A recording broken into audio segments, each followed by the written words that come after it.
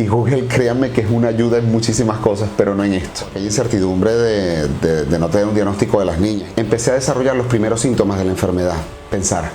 Cuando una persona está preocupada y está sola, piensa, piensa, piensa. Pero la mala vida sí depende de ti. La mala vida depende de tu actitud. Hola, soy Danilo Mereu, un papá todoterreno. No sé si notan algo diferente el día de hoy. Por si no lo han notado todavía, estoy sin gorra, luciendo mi look de calvo. Y es porque en el video del día de hoy les voy a hablar y les voy a contar mi historia de por qué me quedé calvo. Yo tengo una enfermedad autoinmune llamada líquen plano-pilar. El líquen plano como tal es una enfermedad que ataca las mucosas, nariz, zona genital, boca. Es una enfermedad bastante fuerte. En mi caso, solamente me atacó a nivel capilar, por eso perdí todo el cabello. Así que realmente, siendo una enfermedad autoinmune causada por el estrés, puedo decir que salí barato. Lo que quiero es contarles o narrarles el camino que me llevó a este punto. Y que al final aprendan con esto que les voy a contar una enseñanza muy valiosa. Este video lo cuento porque con él quiero dejarles a todos una enseñanza muy valiosa. Espero que realmente aprendan con esto porque es muy importante. Comencemos. Si yo tengo que remontarme al que es para mí el origen de esta enfermedad, probablemente tengo que ir al año 2014. En ese tiempo, para comenzar, mis hijas habían sido remitidas a un neurólogo porque tenían espasticidad en sus piernas. Nosotros obviamente estábamos con la zozobra porque varios de los médicos que las veían decían que no podían dar diagnóstico ninguno por ser muy pequeñitas. Tuvimos bastantes situaciones difíciles en ese tiempo. Lo más grave realmente de ese año vino para mí en el mes de noviembre, que fue cuando mi papá murió. Como yo les he dicho en muchísimos videos, mi papá era uno de los pilares más grandes de mi vida. De hecho, mi mamá, yo la había perdido 14 años antes y cuando mi papá murió para mí fue una cosa que me devastó. Porque sentía que ya se me habían ido los dos apoyos más grandes de mi vida. Lo que me dio fuerza para continuar era precisamente saber que tenía a mi esposa y a mis hijas. Pero aún así era una cosa que yo sé en mis adentros que me llevó a la depresión. Yo no se lo decía a nadie, yo me tragaba mis cosas. Yo siempre fui un hombre muy cerrado, siempre he tratado de mostrarme fuerte frente a las personas para que no vean ese lado vulnerable de mí y sobre todo lo hacía siempre frente a mi esposa, porque no me gustaba que ella me viera vulnerable. Pasó lo de mi papá, no es que lo superé, simplemente uno fue andando con el tiempo. La situación de mi país seguía empeorando y nos afectaba directamente a nosotros. Nos afectaba en el punto de que no conseguíamos cosas básicas para nuestras niñas, la situación, la inseguridad, era todo sumado. Seguía el no saber qué era lo que tenían nuestras niñas. Íbamos a otros neurólogos, nos seguían diciendo que no podían dar un diagnóstico. Nosotros entre tanto seguíamos buscando, leyendo, viendo. La cabeza empieza a pensar cosas, que es lo normal, y fue lo que nos pasó cuando todavía estábamos con aquella incertidumbre de no tener un diagnóstico de las niñas y con toda la situación que había vivido. Empecé a desarrollar los primeros síntomas de la enfermedad y todo comenzó como una comezón que no era débil, era bastante fuerte aquí en esta zona, en la coronilla, que más tarde se fueron volviendo pústulas, tipo el acné, pero siempre en esta zona. Yo siempre he sido un poquito descuidado con mi propia salud, lo acepto.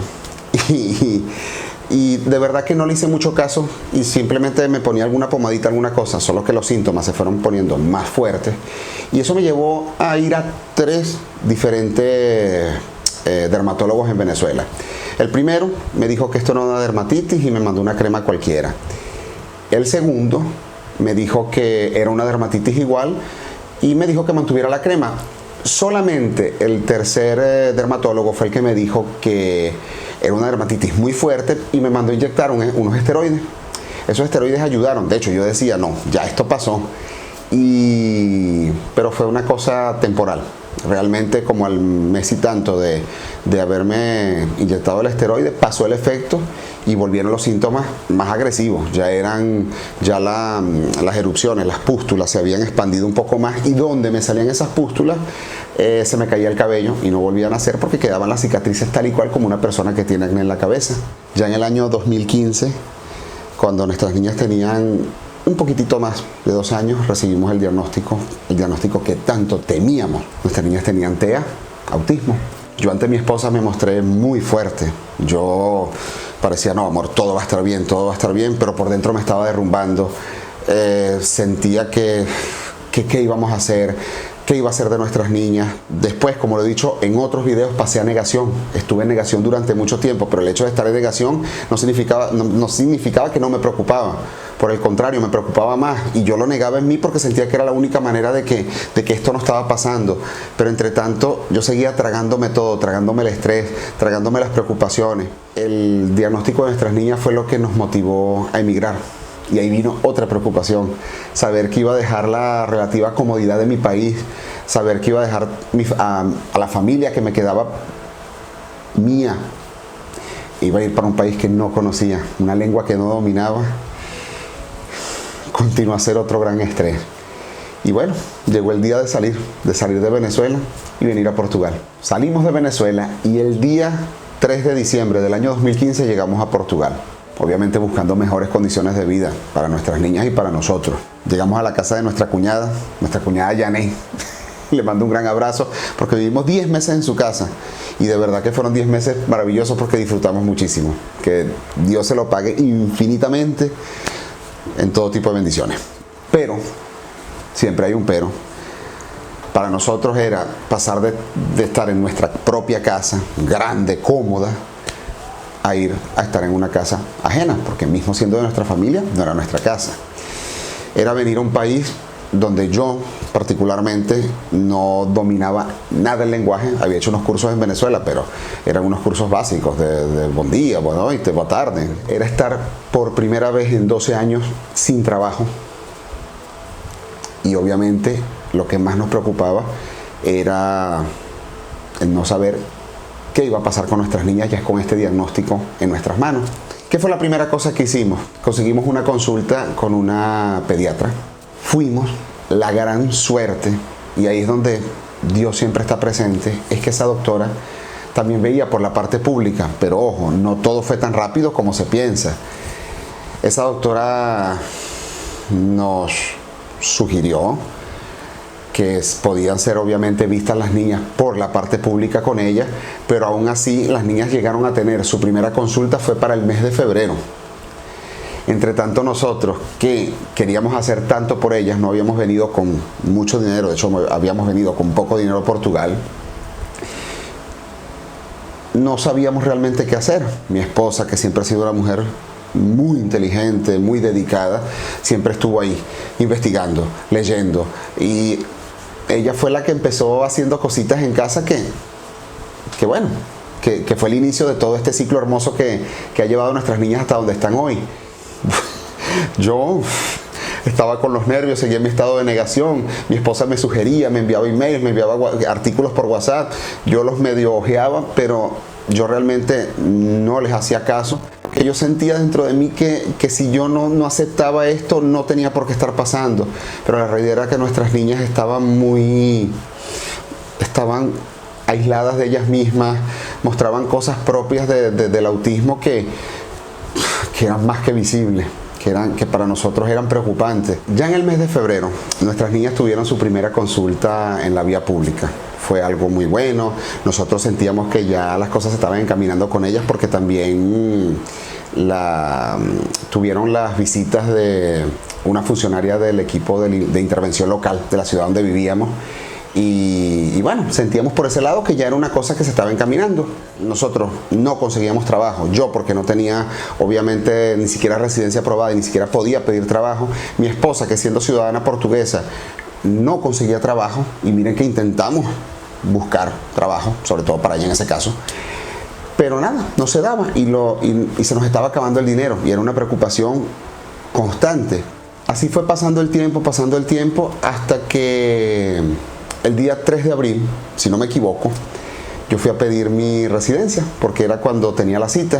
Apenas salí de ahí, la primera cosa que hice fue ir a entregar currículum en algunas empresas. Y Dios es tan maravilloso que de la empresa donde yo menos creía que me iban a llamar, fue donde me llamaron. Una empresa grande donde yo decía, no creo que me vayan a llamar de aquí. Pero bueno, me llamaron para una entrevista grupal de, no sé, 20 personas. Y bueno, yo fui con el dominio casi nulo que tenía del idioma portugués, pero fui, mostré entusiasmo, a ellos les gustó muchísimo mi currículum, mi actitud, y de esos 20 entrevistados que fuimos ese día, solamente fuimos seleccionados 3 o 4. Así que imagínense el orgullo. Estaba contento. Yo decía, bueno, ya se está solucionando, ya voy encaminando todas mis cosas, voy a tener un sueldo, nos vamos a emparejar.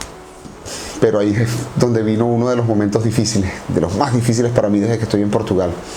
Y fue que nunca se me olvida, un viernes, y vino mi jefe y me dice, Danilo, tristemente no vas a poder trabajar con nosotros. Yo en ese momento sentí unos nervios similares a los que tuve cuando mi esposa me dio el diagnóstico de las niñas, y comencé a llorar y les pregunté por qué es lo que pasó. Y lo que pasó es que yo cometí el error de creer que por tener un pedido de residencia ya podía trabajar y tener ese tipo de beneficios en este país. Y lo cierto es que no era así. Mi jefe lo que me dijeron fue, Danilo, nosotros queremos que tú trabajes con nosotros y por eso te vamos a hacer un contrato de promesa de trabajo para que tú lo entregues en el CEF, que es la entidad de inmigración de aquí de Portugal. Y me lo hicieron y yo fui y entregué mi papel allá. Lo cierto es que pasaron 2 meses en los que obviamente la condición empeoró, porque las preocupaciones, hubieron cosas buenas durante esos 2 meses, pero también hubieron cosas no tan buenas. Las cosas buenas fue que a las 2 semanas de yo haber salido de mi trabajo, mi esposa consiguió trabajo, fue llamada, fue entrevistada, fue contratada y comenzó a trabajar en el mismo sitio donde hoy aún trabaja. Mis niñas comenzaron a ir a su primera guardería. Obviamente recibíamos las visitas de la funcionaria mientras estuvieron las niñas en casa, y ya después las recibían en la guardería y empezaron a hacerse todas las otras cositas que fueron necesarias. Las cosas no tan buenas, ¿cuáles eran? Pensar. Cuando una persona está preocupada y está sola, piensa. Y se preocupa, y eso es lo que me estaba pasando a mí. Después cometí el grave error de ir a ver cosas en Google. Y Google, créanme que es una ayuda en muchísimas cosas, pero no en esto. Yo empecé a ver en Google personas que habían pedido la residencia y que habían pasado 2 años y no la tenían aún.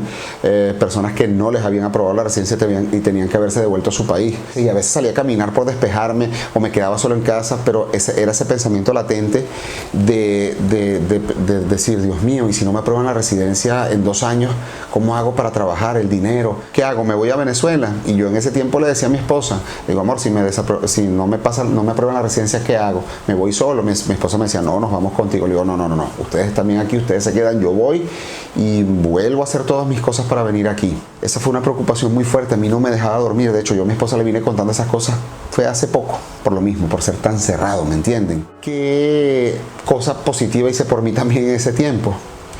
Fui al médico. Fui a una médico muy buena, una dermatólogo, obviamente porque la condición se me había empeorado y el pelo se me había caído mucho más. Y esa doctora, obviamente, después de algunas consultas me mandó unas cuantas medicinas y me dice, mire, usted hay que hacerle una cantidad enorme de exámenes y una biopsia. Yo me asusté un poquito, pero me dice, no se preocupe, la biopsia es ver qué tiene usted ahí, qué bacteria, qué cosa tiene que le está originando esas pústulas, porque eran pústulas gigantes. Ya cuando tenía poco pelo se me formaban chichones, la realidad, con pus. Era una cosa, un dolor como que si yo tenía un alfiler clavado en esa zona. Y recuerdo que 2 meses casi exactos después, mi cuñada, que es mi cuñada Janet, que fue la cuñada que nos dio casa durante 10 meses, me llama a la casa y me dice, cuñado, te llegó la carta de la residencia. Yo le digo, sí, cuñada. Me dice, no te la aprobaron. Yo sentí otra vez el susto que sentí cuando me dijeron que tenía que salir del trabajo. Ella, cuando vio que pasaron unos 5 segundos, que no hablé ni nada porque lo que estaba era tratando de imaginarme qué iba a hacer, me dice: mentira. Me dijo una palabra que no puedo decir aquí frente a cámara. Dice: te la aprobaron. Miren, yo sentí una inyección de alegría que salté, no sé, 7, 10 veces en esa casa cuando le colgué la llamada a ella, que le di las gracias como 1000 veces y fui. Entonces me acuerdo que fue tanta la emoción que me fui corriendo para la oficina donde mis cuñadas trabajan y fui a buscar mi carta y la tenía. La residencia aprobada. Yo no le dije nada a mi esposa, ella estaba trabajando, en la tarde la tenía que ir a buscar. Cuando la fui a buscar le dije: amor, aprobaron la residencia. Imagínense la alegría de ella. Nos fuimos directamente a mi trabajo y le muestro a mi jefe la carta. Le digo: mira, tengo la residencia. Me dice: ¿quieres empezar a trabajar mañana? Y yo le digo: no puedo, tengo que empezar a trabajar después. El lunes le digo a mi jefe: tengo que ir a las consultas todavía con la dermatólogo para ver qué va a pasar con la situación de mi cabeza. En ese tanto todavía me quedaba un poquitito de pelo, pero ya era poco nada. Una vez que ya comencé a trabajar, obviamente estaba feliz de ir a trabajar, como aún después de 5 años, hoy, cuando sé que tengo que ir a mi trabajo, voy contento. Y empezaron a encaminarse nuestras cosas. Mi esposa ya obviamente tenía su tiempo en su trabajo, se fue consolidando. Llegamos al punto de ahorrar algo de dinero para primero que todo ir a nuestro propio lugar. Pero antes de mudarnos de la casa de mi cuñada pasaron 2 cosas muy buenas. La primera es que nuestras niñas pasaron de su primera guardería, que era una guardería pequeñita, a una guardería mucho mayor. Era una guardería tan grande que estamos hablando de 9 salas, donde había un promedio de 20 niños por cada sala. Ellas tuvieron un periodo de adaptación para asimilar todo lo que llevaba esta guardería para ellas, este cambio tan grande. Pero una vez que ellas se adaptaron, miren, es maravilloso lo que pasó. Y ahí es donde yo voy a hacer referencia a todo lo que siempre les digo en los videos.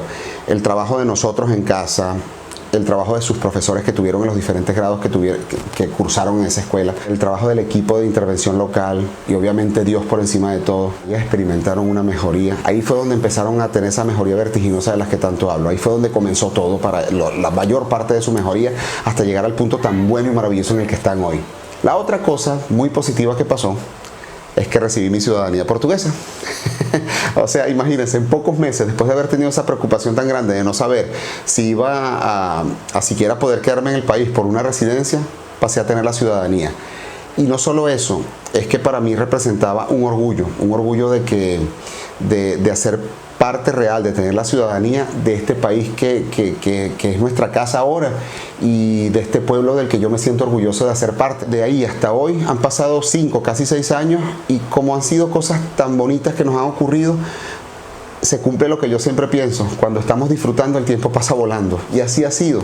Entonces, ¿qué es lo que yo quiero decirles con todo lo que les he contado hasta ahorita? Primero, que aprendan de mi experiencia. ¿Y qué es lo que quiero que aprendan?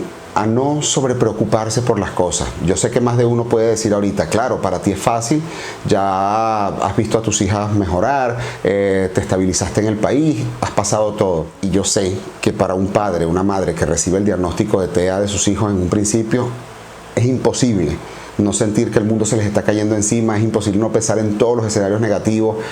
Lo sé, lo vivimos. Pero también sé que en vez de preocuparnos, lo mejor que podemos hacer es ocuparnos desde un principio, desde que tenemos ese diagnóstico, en darle lo mejor a nuestros hijos, en conectarnos con ellos para ayudarlos a mejorar, a avanzar en esta condición y realmente ver el potencial que ellos tienen. Lo otro que quiero que aprendan conmigo es a no callarse nada. Ojo, entiéndanlo bien. Es a no tragarnos las cosas que podamos estar sintiendo. Si nos sentimos molestos, si nos sentimos preocupados, si nos sentimos tristes, si nos sentimos en negación, no nos lo callemos. Hablemoslo con nuestras parejas, con nuestra familia, con un especialista si fuera necesario. Pero de verdad que no nos traguemos nada. Todo el estrés que esto nos produce puede tener muchísimas consecuencias. No es solo esta. Yo vuelvo a lo mismo a lo que les dije en un principio. Yo salí barato con esto. Hay personas que pueden desarrollar cosas mucho peores y es algo que debemos tener presente. Entonces, desde aquí, lo que yo le quiero decir a todos ustedes es: vivamos tranquilos, vivamos con menos preocupaciones, y vivamos más felices, como debe ser. Me gustaría aquí usar algo que aprendí con un gran amigo mío en Venezuela. No sé si él ve este video. Si lo ve alguien que lo conoce, por favor, le dice a mi amigo Juan Arcila. Con él aprendí una lección de vida muy bonita, que debía haberla puesto en práctica desde un principio. Y él decía: Danilo, si uno no se va a dar buena vida, tampoco se debe dar mala vida. Yo no lo entendía, pero él un día me dice: ¿por qué, Danilo? Porque la buena vida no depende directamente de nosotros, depende de factores, depende del dinero, depende de la salud, depende de muchísimas cosas. Pero la mala vida sí depende de ti, la mala vida depende de tu actitud, la mala vida depende de los ojos con los que tú veas las circunstancias. Y ahí fue que entendí esto. Y de verdad se los digo a ustedes, amigos, hoy: si no nos podemos dar buena vida, tampoco nos demos mala vida. Vivamos felices. Como siempre, si este les ha parecido un contenido de valor, compártalo, suscríbanse, denos un like. Si han llegado hasta aquí, muchísimas gracias. Hasta un próximo video. Dios los bendiga.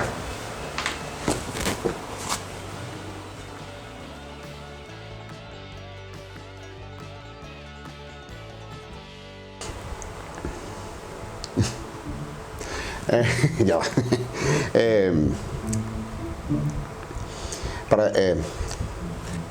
Amorcito. Amor.